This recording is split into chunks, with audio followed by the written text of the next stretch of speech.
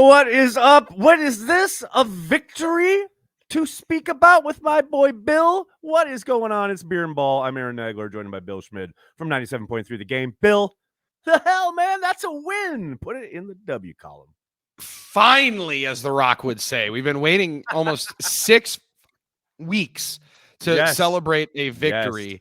And to be able to see and hear the Go Pack Go chants right after watching Jerry Jones just pace his way on out of the owner's box, dude, that was a glorious and just continually celebratory Lambeau, dude.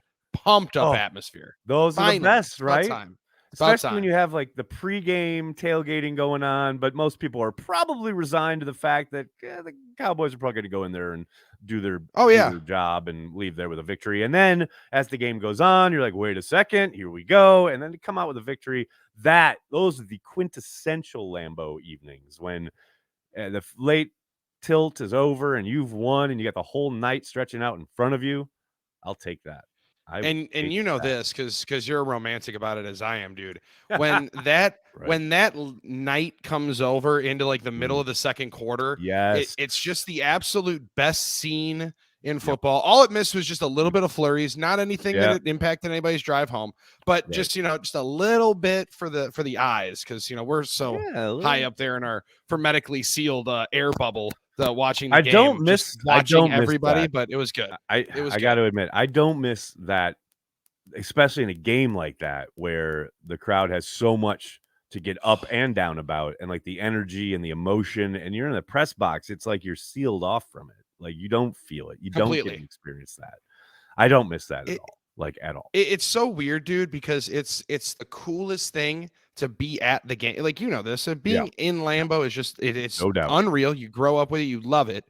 And then you're sitting there and you're like, I'm here, but I'm not. But I can't still participate. I can't participate. So I just leave myself to some pretty, under the table air kicks to celebrate, or like just as you should. And there was plenty. Just rock the table every once in a while. There was plenty to air kick about in this game. Let's start, as we usually do, on the offensive side of the ball. And I'm going to start in your wheelhouse with the offensive line. This is something I've spoken about a little bit already this week. But, man, you talk about a performance being night and day from the last time we watched this team operate in this building. Obviously, changes have been made. And it wasn't perfect by any means. There's still work to be done there. But, man, when these guys are on and working in concert and giving Aaron just a little bit of time, it's a thing of beauty, and it's great. And you can see how effective this offense can be, both on the ground and in the air. I thought the guys up front did a really good job. And the other part of it, Nags, is it sounds simple. It sounds like something that is maybe just like an excuse earlier in the season, but they're also on the field with the group that they want to have on the field. I don't know that it's definitely not the group that they planned on. And when they set camp, it's not Gutekunst's offensive five that he planned out when he schemed up the squad.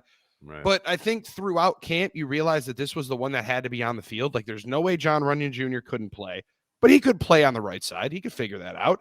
And for Yash to be able to figure out the right side and seemingly get better in the run game on the right side. You can kind of cushion you can protect him in the pass game a little bit more. A lot of times you're going to want the back going off to the quarterback's, arm side. So it's a little bit easier of a throw, easier chip. They've put that together, and having Jenkins and Bakhtiari on the left side gives you just like one stable spot that you can always run behind. And Myers we talked about it a couple weeks ago. He's gotten marginally better each week. I agree. And they were able to flow and figure out how to. I know you love the running aspect of it, but damn, man, they were able to just neutralize and move. They kind of dictated where Parsons had to line up later into the game, and that was huge. I totally agree. And to your point about Yash, they slide to him, they give him help at times, but there were also plenty of snaps in that game where he's out there on an island, just like Bakhtiari. And if you can operate that way, which they did, man, look out, because that's when now you can get guys out into the routes, and Aaron's got more options. And I thought that was probably the best performance up front that we've seen all year. And again, it wasn't flawless. Jenkins gave up a sack that was really out of character for him. Yeah. Still got to think he's still working back from that knee, etc. But man, as a unit playing together cohesively, that's what gives you hope right there. That ability to not only pass protect, but then of course, I love the run game. I mean, getting both Aaron Jones and AJ Dillon going, and how about Dillon? That's the Man, finally. this guy finally like just running into people and saying, I'm going to impose my will. I mean, I think we saw the start of that in Buffalo, and we maybe a little less of it in Detroit, but this week especially, AJ brought power and just a desire to kind of, to quote the great philosopher, run through a motherfucking face. I mean, he would just, Dude, amen. you saw so many times where he was hit initially and got another 4 or 5 yards. So that's the offense. To me, everything we saw working off of the run game, that's the offense and how it should operate. Now, obviously, you can't dismiss what Christian Watson meant as far as his ability to get downfield, Yep. speed, that dimension clearly opens a lot of things up. And I am going to be fascinated to see how Tennessee plays them Thursday night, because, if you do have Watson out there, that is a big play waiting to happen, and you can't ignore it. It's the reason why you're able to run it 37 times, right? Like if you have somebody that is a legitimate threat to take the top off, you have to at least cushion on the outside. And the way that they want to run Jones a little bit more off tackle than straight up the middle, they're going to need a little bit of cushion. They need to be able to believe that you're going to run a deep over out the linebacker's depth at like 10 yards and actually be able to complete it. And God bless Alan Lazard, but he doesn't have the game breaker after he catches it where it's like, okay, you can get 7 yards. We'll take you down right there. It's not a big deal. Yep. Wow. He's not running to be away able from to anybody. Right. No. And I liked how Aaron said the first touchdown obviously means the most for Christian in general, because it's finally the monkey off the back, or the flip the script. Go pick up that t-shirt right now. But dude, being able to do the deep crosser in the red zone and just sprint in front, and just run away from guys. I mean, there's two run dudes away right from there, dudes, and he just run away runs from away the defense. That's not a complicated play, right? It's not like I mean, the route he runs on the second touchdown is hella impressive, but like the third one is just like he legit just lines up in the slot and goes, "Okay, I'm going to run away from everybody." And easy throw for Aaron. It's like that's it, dude. When you can make things easy. And Dan Orlovsky was on it, I think, a lot last week, and he was pretty critical about like they don't set up anything off the play action. They finally were able to, because they were able to capitalize on it. Like, I don't blame you for not running as much of it if you don't believe it's going to work, but finally trusting that it's going to work and getting a little bit more results, that was big. Yeah, I totally agree. And it was, I think, we talked about this last week a little bit, because it seemed like Aaron was really kind of finding a groove coming off that Washington game into Buffalo. I thought he was hitting his stride, and then Detroit was just a disaster. But I think he picked up where he left off from those two previous games against the Cowboys. And I think if, this is the Aaron that we're going to get down the second half of the season stretch here, watch out, because I think that's the best he's played. And I don't think it's a coincidence that it's in a game where he was only asked to throw it 23 times, And 20 he always makes these remarks after the game, like, "Oh, we're going to have to throw it downfield." And yeah, dude, you did many times. You did for big plays and touchdowns. Like the run game is there, and it will only help him. And I don't know what it's going to take for him to buy into that concept, but I think the evidence is there on the film against the Cowboys. All the single high stuff they saw, all the loaded boxes, all the free real estate available to you because of it. Like, this is it. This is or it should be your offense. Well, and I think it was later on into his presser on Sunday where he talked about like the rock bottom thing, and he said there was a little bit of self-realization or self-assessment or something like that, or self-reset. I think that was it. Right. Maybe that was the reset of saying, okay, now we officially got to just run it and see what happens. This is all we can do at this moment, and we just got to send it. We got to trust what we got for 20 throws, make the most of it.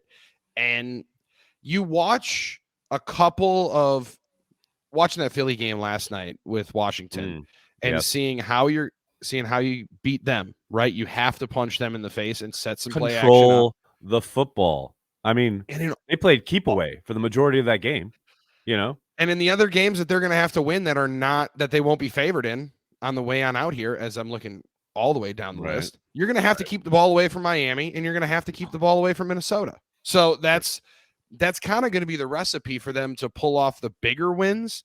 And at that point, you don't want to upset the rhythm. So let's just let this beat go on and figure this thing on out. Well, it'll be interesting to see how they play on Thursday night, given the fact that there's a team sitting across from them in the Titans that kind of want to play the same way, as far as running the football, Derrick Henry getting probably 30 carries or 30 touches and, playing keep away from Aaron Rodgers, and it's fun because you look at what they did against Dallas, and Dallas is a damn good defense, and they were able to move the ball consistently all night long. And they scored a bunch of points, finally getting in the end zone with regularity. The Titans are no joke, though. And the Titans are probably even a better defense than what the Cowboys brought into Lambeau. I'm fascinated to see what a short week does as far as their approach, because, you don't really get, I think today is like the one day they're really on the grass, right? As far as an actual practice, and even that's not full speed. Usually that means that you're going into stuff you've run before, you've kind of utilized throughout your season, and you try to not pare down the game plan, but you do try to make it familiar to your guys because you don't have as much time to practice, right? So what does that mean for the Packers, and what does that look like? I'm just scared that they come out well, we've done a bunch of 5 wide and we're really familiar with that, so let's go 5 wide. If there's ever a week not to do that, this is the week. Yeah, and it's not the week. That being said, I don't know that you're going to out physical and win a street fight with a Mike Vrabel coach team, right? That's a tough one to do. They did it 2 years ago. They did it. They did. Yeah, they did. Devontae did have, I think, 3 touchdowns in that game. So they are going to have to. They are going to have to. AJ Dillon, they're going to have to set them up over them too. For sure. AJ Dillon was just murdering them in the snow. So in that instance, very much like this one, they're just going to have to be ultra efficient once they get in scoring area. They weren't in the red zone on 2 of those 3 touchdown passes, right? So beautiful thing. It's gorgeous when you can move it that way and then be able to take advantage inside of 40 yards. But they got to know that it's going to be a freaking grinder on Thursday night. And I agree with you. And I was checking because it's snowing here, and I think it's snowing up in Green Bay as well. There you go. As I check. I don't know if they're going to be on the grass or if they're going to be inside doing more of a little walkthrough style here. But to that point, it's kind of, what did we do this week? And let's roll in as much of the same stuff as we did last week and try to make it as simple as possible and it's also not like Denver's defense is freaking elite, right? That's probably top 5, top 7. So I don't know that you're holding them down as much as they did, but it's not like Tennessee's offense, once Tannehill came back, took some stride forward. Both these teams were the number one seeds last year. And I think the Packers have a lot more to feel good about this week going in than the Titans did. I mean, if this game is a week ago, Tennessee's, cooking with gas off the Kansas City game. Yeah. This one, not as much, maybe. Well, they had to go to a flea flicker to score one of their only touchdowns. It's like, Denver's no joke, but I just love that no matter that they ran the ball with efficiency, they found their downfield passing game. They get into 4th and 7. They're down 2 scores. They've got to have this. And they're still chucking it towards the end zone. They're still letting Christian Watson get soloed up and make a play on the route that gets him into the end zone eventually. But it's 4th and 7, we're going. Well, I love that call, and I love the fact that no matter what else has gone on that day, good or bad, Aaron Rodgers is still Aaron Rodgers, and he's like, I'm putting the dagger in your heart as quickly as I can. No, I'm not just going to the sticks. We're not just running some ISO route to get a guy to the first down marker. We're going right through the middle of the field with our rookie, and we're going to score a TD. That is the coincidence. And of course, as a Packers fan, you love it when it works. Oh yeah. If he takes a sack or it's an incomplete pass, we're all grumbling and bitching and whatever. But it's like, myself included, I know I am one of those. But when it works, it's like, yes, that is the assassin. That is Aaron. That is vintage Aaron Rodgers, and you love it. And on that play in particular, what I love about that play is again, back to the offensive line. You look, both tackles kind of ride their respective ends kind of outside the Mm-hmm. pocket. Aaron has all sorts of space in front of him while he's tracking Watson on that route. And then he can actually not only move up in the pocket, but then he can step into the throw. And that's all Right. thanks to the work up front from Jenkins, Myers, and Runyon. Well, that's it, baby. That's it. If you can do that, and that's like, again, the polar opposite of what we saw against the Jets last time they were in Lambeau. If you can do Totally. that, you're cooking, baby. You're cooking.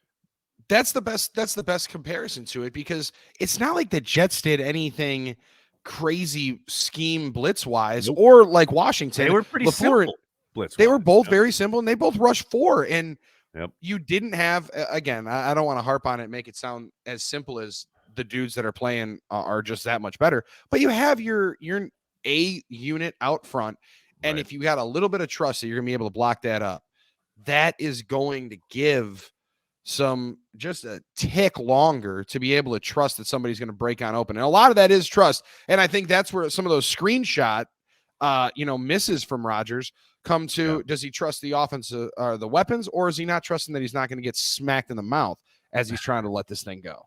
Right. And look, he's shown again and again, he's still got that ability to feel the pressure and know where to step up and how to escape. It was funny because, like, in that the first quarter where he had the fumble, the defense absolutely saved their bacon with the interception there, making sure that no points got scored off that turnover. But I had people in my mentions and on the YouTube chat like killing Rodgers, and I'm like, he's made that play a million times as far as stepping up in the pocket, escaping, either getting out to the outside and finding something downfield, or just, and you saw it later in the game, just running and gaining a first down. It's just a nice play by the defensive player. I can't kill Rodgers. I still think he's Sure. amazing when it comes to that aspect of the game. Like, as far as feeling pressure, knowing when to step up, like, guy just made a play. Like, I can't kill Aaron for that, like, in any way, shape, or form. No, and man, those are the toughest ones of just seeing throughout the game of that's a freaking really good front too. Like they're gonna Oh yeah. make plays on it, Yep. and we've gotten to a point where it's very easy, and it's kind of open season to kill the quarterback on one of Right. those plays. But you Right. do have to have each one in a vacuum and not just go Yeah, back you got to to look at the go back context to of the it. bread and butter of what's the easiest complaint. Precisely. Absolutely. Let's flip it over to the defensive side of the ball. And for all the hand wringing, of which there has been much around Joe Barry, I thought he acquitted himself pretty damn well in this game. And I know it doesn't feel like they should because of the score and the way they did move the ball and they put the ball in the end zone. But man, that's a really good offense that has been Oh really yeah. cooking throughout the entirety of the season, even with a backup quarterback. And yeah, they definitely did some things and took advantage of the Packers in some areas. But at the same time, I thought the Packers, for once, kind of punched back for a change, as far as Mm-hmm. limiting, at least in the passing game. Like, man, the run defense, I don't know. At this point, I think they're just resigned to the fact that they're going to get run on, and it's just a question of limiting the points off of whatever drive Hope it that doesn't they're get too having to bad. be in. I Mm-hmm. mean, because, like, look, they rarely commit numbers. They rarely stack that box. They rarely play 3-man line. Most of the time it's a Oh 2-man sure. line. It's a sub package, Yep. and they're not dropping guys into the box, and they're playing some kind of coverage behind it, but they rarely, if ever, load up to stop the run. So they're just saying, go ahead, run the ball. And if they weren't going to do it this past week without Campbell, like I don't Right. guess that they're going to do they're not going to change that Yeah. idea. And as much as you've seen Slayton be able to block up a lot of it, or at least be Yeah. a presence throughout, He's I been thought active. He was active on Sunday. yeah, and I thought the rotating of different defensive linemen in there would give them a little bit more, I guess, want to go to the 3-down line. Yeah. Because I Right. agree with you. People say that it's a 3-4 is the reason why you can't stop the run. I disagree. It's the way that you That's sub not package it at and all. present Yeah, looks to it. So, yeah, right. they're seemingly just saying we'll allow you to run in between the 20s and then hope that at some point we stiffen up in the red zone and we're able to get on off. It But sure he will hate feels that that bend, way, bend man. but don't break. I mean, it sure feels like it. I will say, I thought Jaron Reed. We talked about him last week as a guy who had started the season pretty well. He looked really, really good. I thought that first month of the season, and it had kind of tapered off. He Mm-hmm. finally had a game. He had a game where he was really active. I think he added something to the pass rush, which we haven't seen from him all year long. And they're Yep. going to need that because let me tell you, especially as that game wore on, and especially as they got into like tired leg time, man, they had nothing. They had nothing off the edge until that final play when Reed flushes him out and Preston like almost gets the sack and obviously Dak gets the ball away for that big turnover play. But man, they're gonna need more of that because I don't know where the pass rush comes from other than maybe dialing up heavy pressure because Yeah. it's just without Gary, it's noticeable. It's very noticeable. Yeah, and to your point, I only think it's going to get worse. Like they're not going to Yeah. unless JJ becomes a stud in the making, and I he's don't know. playing well, right? He's Playing flashed, he no doubt. splashed a He's a little bit, rookie. Yeah. but he's a rookie, and Jonathan Garvin, bless his heart. I mean, he's Jonathan He is Garvin. not a Like pass he is not a pass he's rusher in not a any way, pass shape, or rusher. form. Yeah, Made a really nice play on the read option, being able to absolutely. siphon that up. But that's what he is. He's a good run defender to that Mhm. side, and they're gonna have to some of it's going to come in on Kenny, right? Like he's going to have to be able to get a lot of pressure up the Yeah, middle to well, maybe flush through. But curious case of Kenny Clark. I mean, that's the 3rd week in a row where I thought he had, I'm not gonna say a bad performance, but a subpar performance, below his standard yeah, performance, not Kenny and Clark like. Yep. especially when you consider how disruptive we know he can be, and we've seen him be as recently as early this season. But for Mm-hmm. whatever reason, I mean, you go back and you watch that second half, and he has multiple opportunities with one, like in the passing game with one-on-ones. I mean, they're not even doubling him, just one-on-one, and he does almost nothing, you know? And that's like, look, I know the guys go through stretches. We've seen it from Kenny before. He's gone quiet at times and then kind It's of turned true. it around and hit that kind of end of the year streak where he just all of a sudden comes alive and gets on fire. But man, they need him now. They need him now without Yeah, they Gary. do. They Big time. whatever's going on there, that has to turn around because, like you said, like you can usually count on him to be a lot more disruptive along the interior. That's only going to help drive things outside to where those guys should be waiting and can make a play on the quarterback. But yeah, I don't know what's going on there with Kenny, but it's noticeable. It's just because he's so good, just because we Yeah, no know doubt. how good he is. You know, I don't That's know. exactly the It's all reason it's because great. he set the precedent of where it could go. I do Right. wonder if the blitz would be different knowing, and maybe it's just off of what Parsons is so different. Like he's just his Yeah, he is. ability to chase Yeah, people down right. is unreal. But like seeing the way they use him, if you could try and blitz Walker that way a little Well, bit I more, thought we'd see a little bit more of that against I the did Cowboys. too. We really didn't though. They kept him back for the most part. I think though, again, because of the ineffectiveness getting after the quarterback that we saw in that game, that's gotta tell Joe at some point, like, I gotta get a little bit more creative. And I think Walker is the key there, just because you see his explosiveness, you see his Mm-hmm. athleticism. He can cover ground real quick. Yeah, I'm with you. I was surprised we didn't see any of that at all against the Cowboys. Wonder if we will. Wonder if we will once Campbell comes back too. Because I mean, not like either Right. of them have been great in That's a pass good point. coverage so Yeah. far, but that's kind of got to be where Devondre ends up helping you in that form. Because if you're going to be able, you're going to have to get creative with it to disrupt some of these cats. Especially, I know I keep looking ahead, but dude, you're going to have to win most of these games. So you're going to have to get in the face of Kirk. You're going to have to get in the face of Tua, Yeah. Stafford, or whatever that Walford kid is, and somehow smack I love Jalen that you Hurts said around in the mouth. whatever, not whoever, whatever that Wolford Whatever that kid is, is. yeah. Nice kid. Nice guy. Nice kid, good guy. Oh, all I can think of is Casino when the young kid like comes up to De Niro and Sharon Stone after the wedding, and he's like, "Congratulations, Mr. Rothstein, you're a very lucky man." And De Niro's voiceover goes, "He was a up and coming young kid." Good kid. Bright boy. The Good balls on kid. this kid. The balls on this kid. I fired him the next day. It's so good. It's so great. The balls on this kid. I fired him the next Good day. look on him. I still What think my did you favorite is. What's I that? still think my favorite in that movie is when they when he looks at the kid in the casino after they keep getting just run on the one machine. Either you're Yep. too stupid to figure this thing out, Or you were in on it. Either way, or you're you in are on it. out. No, it's so good. I love that movie. I love that movie. What did you think of the decision to put Savage down in the slot and have Ford out there at safety? Now, obviously, Ford came through in a big way with the 2 interceptions. I thought overall, and we've talked about this for a while now.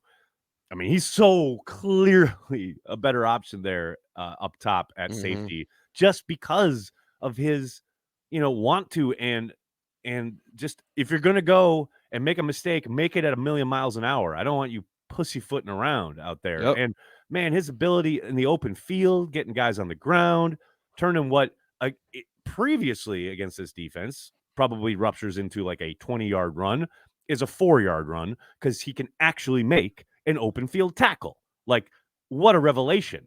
But I was surprised a little bit that Savage was out there in the slot over Nixon because I think Nixon's a better player in that regard. I really do. And I know I got to think Savage is being kind of acquiesced to because of his draft status. Like, to me, there's no other explanation. Oh, not the only guy on the team. There's Fair. It's tough with Savage because at least I think you can still see that the coverage skill, like I think one-on-one, he can win. Yeah. So I think that's where that makes a lot of sense. And when whatever the quote unquote star role or whatever that is in Joe Barry's defense that you want nickel corner, just say nickel corner. That's exactly what it is. Finally. That's kind of more where he probably should have been for a while, just given his size and inability to play big time center field, right? Like if you're going to be small and not willing to really hit, you got to be able to play Earl Thomas like center field. You got to go sideline to sideline, center field, play that ball and get the ball. Yeah, 100%. Yep. And that's just not his game. And you can't teach a dog a backflip who can't flip, right? Like, so put him in a good role, put him in a good spot to do something for you. And I like the assessment of Ford because I think it's very much like what Rasul Douglas did last year. He had no other option than to say, I'm going to do what I think is right. If it's wrong, I'm going to get cut. What's the worst that happens? I end up on the practice squad again. I've been there now 4 times. Rudy Ford's been cut 4 times in 5 years. So it's like, what's the worst thing that happens? I go and play special teams somewhere else because I'm going to be on somebody's special teams. I'm going to be on a team somewhere. Exactly. He's going to have a job. So that kind of confidence and that kind of ability to play confident back there, you're going to get torched in the secondary. And he came on Packers OT like right as we started. And nice. I asked him about it and I was like, dude, you're going to get beat in the secondary. It's the toughest spot at that point. But how do you keep, especially the way the league is set up now? Hello, these guys make $25 million that they're going up against the wide receivers, and the quarterbacks are making upwards of 50. That's a $75 million connection. I'm supposed to stop one-on-one. Good fucking luck, bud. That's not happening, right? Like, so you're the game is rigged for you to lose, and you continue to play confident. That's what makes corners, I think, one of the more one of the crazier roles and crazier dudes on the team. Like, you got to have an insane belief in yourself, and you got to take some risks. And he took a lot of risks, but they paid off because there were bad routes by Schultz and Lamb, and he took advantage of it. No doubt. No doubt. And look, and just like the physicality and the tackling, and then you look at the route recognition, route concept recognition, all of that. I mean, yes, please, more of that. It'll be interesting to see who's on the field on early downs against the Titans when it's time to nut up against Derrick Henry. When they go too tight end, ace formation. They're handing it off. Who's out there, man? Who's dropping down and putting their head in there? Who's like, who wants it? And to me, that's Ford, right? I mean, there's no way you put Savage out there in that regard. Like, you gotta put Ford out there. No, and as many times as you can try to square Adrian Amos up on him in recent years, that would be the goal. That's maybe more, not as much the case this year, but he'll track something down and be able to. Dude, it's going to be so awesome. I mean, this game might end in 2 hours and 36 minutes if these teams both run the way they probably could and should. The halftime show might be longer than the third quarter. And that's the way it should be. And hey, for the Packers' sake, I hope that's true because God, they suck in the third quarter. Oh my God, can we just skip the fourth quarter? Oh my gosh, just kneel it twice and punt on third down. That's what I'm telling you. In the third quarter, it is hard to watch. It's not hard to watch. Is Billy holding it down on Packers OT? There every week on 97.3 The Game, buddy. I really appreciate your time as always. Always fun talking to you. This time after a Packers win, we should do this more often. No more commiserating after a loss. We need to talk about more Packers wins after this. No kidding. And these are the ones that you actually cheers with beer, because it's been just sad beers for the last 5 weeks, and now it's finally a celebratory Carry the G when they were. You got to get a Carry the G cream ale. That's right, available at all fine establishments in Green Bay and Appleton and beyond. And on Thursday night, right? Thursday night, baby. That's right. At the Rest Center at the Plaza Pit Stop. Although I will say, usually Corey is there 3 hours before kick. He'll be there probably an hour before kick because he is literally flying in from LA the afternoon of the game. So he's in LA right now, and then he flies back right before the game. So Godspeed, Corey Benke. Because at a kid, amen. He'll be out there in his short sleeves again. I love that. He's such a jet setter. You know, I just sit here and drink beer and talk football. He's actually working for a living. I'm just having a good time. You just sit still and look pretty and drink. Oh yeah. Well, at a kid. Two of those three. I love it. All right, Billy. Thank you so much. As always, make sure you check his workout there at 97.3 The Game. Billy, as usual, it's awesome. It's so good to talk to you, man. Always fun, brother. I'll talk to you next week.